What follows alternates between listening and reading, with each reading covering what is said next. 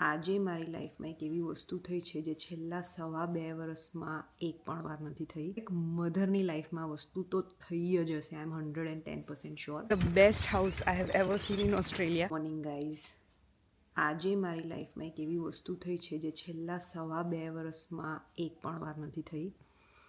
હું તમને રીઝન કહું એની પાછળનું.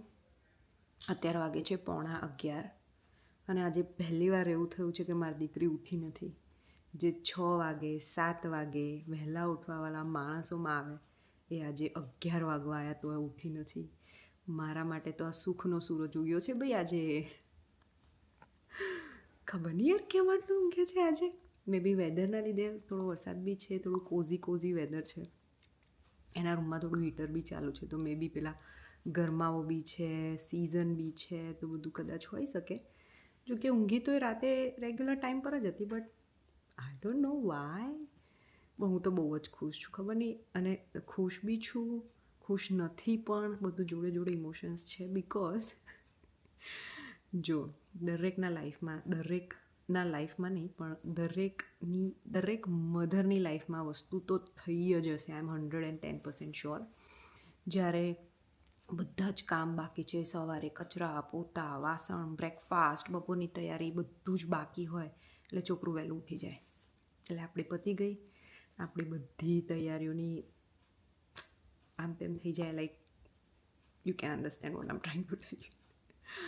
અને આજે લકી મારો દિવસ તો જુઓ કેટલો લકી છે. આજે મારે ડિનર નથી બનાવવાનું બિકોઝ હસબન્ડને બહાર જમવા જવાનું છે.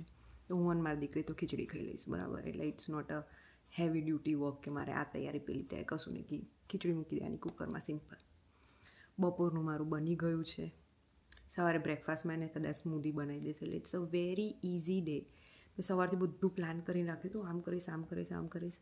કશું થયું તો નહીં બિકોઝ સવારે જ હસબન્ડે કહી દીધું ભાઈ મારે રાતે નહીં જમવાનું. મેં કીધું ચલો એ જફા તો ગઈ બનાવવાની. તો જોઈએ મેડમ કેટલા વાગે ઉઠે છે, તમને અપડેટ આપું છું હમણાં થોડી વારમાં. તો ફાઇનલી મેડમ ઉઠી ગયા છે અને ઘડિયાળમાં વાગ્યા છે 11:30. જો તમને બતાવો.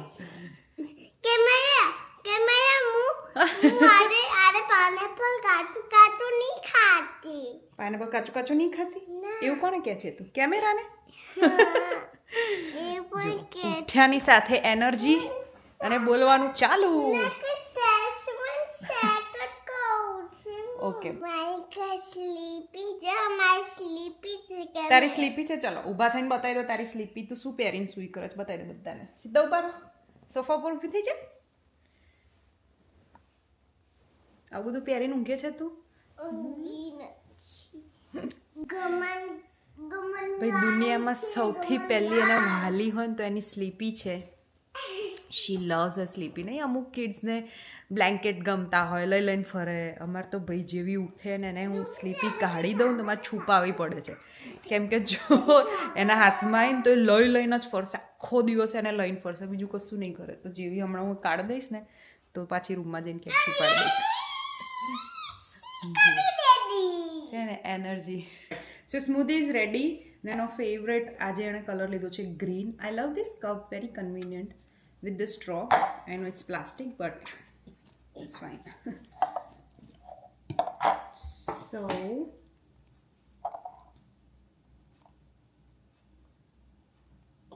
pouring the goodness of health. Oh, I think it's enough for you. And I'm later on મારી માટે રાખું છું, મોડા પીવીશ. Yes, that's for me and this is for you. જાતે પકડો બેટા. Good girl. કેવું લાગ્યું? યમી લાગ્યું? તો ફિનિશ કરો ચલો. તો અમે બધા જ કામ પતાવીને લંચ પતાવીને આવી ગયા છે એક નાની એવી વોક પર. બહુ જ વિન્ડી વેધર છે, બધા ફાઇન. માઉન્ટેન શોધવું છે. જો ધારવીને બેસાડી છે પ્રામમાં અને કહે છે મારે માઉન્ટેન્સ જોવા છે. બિકોઝ જુઓ સામે તમને બતાવું માઉન્ટેન્સ છે, જો તમને દેખાતા હોય તો. જોઈ ગઈ માઉન્ટેન્સ. મારું ઓસ્ટ્રેલિયાનું ડ્રીમ હાઉસ આજે તમને બતાવીશ. It's a wonderful house. જેનું બી છે it's the best house I have ever seen in Australia. So હું તમને બતાવું. બહુ જ બ્યુટિફુલ હાઉસ છે. તો જો ગાઈઝ આ છે એ ઘર જેની વાત કરતી હતી. I don't know why, but I found this house the most beautiful because look at the size of the house and the way they have maintained it. થોડું આમ જૂની પ્રોપર્ટીવાળું હોય ને, બટ આઈ થિંક મને આવા જ old fashion kind of house ગમે છે. બહુ જ વેલ મેન્ટેન ઘર છે અને I think this is my dreamiest house. I don't know why, but this is the perfect house for me. And so yeah, that was my dreamiest house. મને ખબર મેં આનાથી બહુ સારા સારા ઘર બી જોયા છે, બટ આ ઘર મને આમ ખબર નહીં એક અંદરથી હોય ને કે ભાઈ this is the perfect house for me. So એ ટાઈપનું છે. હોપફુલી વન ડે અમારું બી એક આવું આનાથી બી સારું ઘર હશે, ઓબ્વિયસલી, વાય નોટ. બટ આજ સુધીનો રેકોર્ડ છે કે હું અહીંયાથી આવ્યું અને ઘરને તાકી તાકીને ના જોયું હોય એવું આજ સુધી નથી બન્યું. because I love that house. Yeah, look at that. I mean, એટલું બ્યુટિફુલી કદાચ ખબર નહીં તમે લોકો કનેક્ટ કરો કે નહીં, બટ મારી માટે તો પરફેક્ટ આમ બ્યુટિફુલ હાઉસ છે. અમે જસ્ટ આવ્યા ઘરે અને આઈ સો કે પાર્સલ આવી ગયું છે મારું. અમે તીમુમાંથી ઓર્ડર કર્યું હતું અને 90% આમાં દારૂની ગ્લવ્સ. દારૂએ ઓર્ડર કરી ગ્લવ્સ.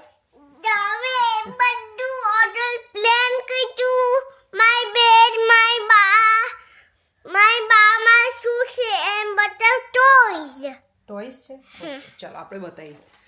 તો આમાં 90% આમાં દારૂનો જ સામાન છે. લેટ્સ ઓપન ટુગેધર જોઈએ કે શું એમાં, કેમ કે મેં 2-3 પાર્સલ કર્યા મને યાદ નથી આમાં શું છે. Let's get open it. Let's open everything together. Come on. તું હેલ્પ કરીશ ને મમ્મા? આ ધારવીનું છે, આ ધારવીનું છે, આ ધારવીનું છે. બધું એનું જ છે.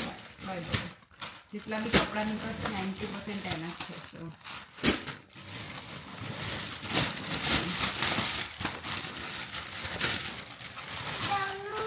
સો ફાઇનલી ધારવીબેન સૂઈ ગયા છે. આજે મોડા ઉઠ્યા હતા ને મોર્નિંગમાં, તો વહેલા જ સૂઈ ગઈ અને હું એને જોડે એને ઊંઘાડતા હું 10-15 મિનિટ સૂઈ ગઈ. પછી આંખો ખોલી તો યાદ આવ્યું, અરે યાર કિચનનું કામ બાકી છે એઝ યુઝ્યુઅલ.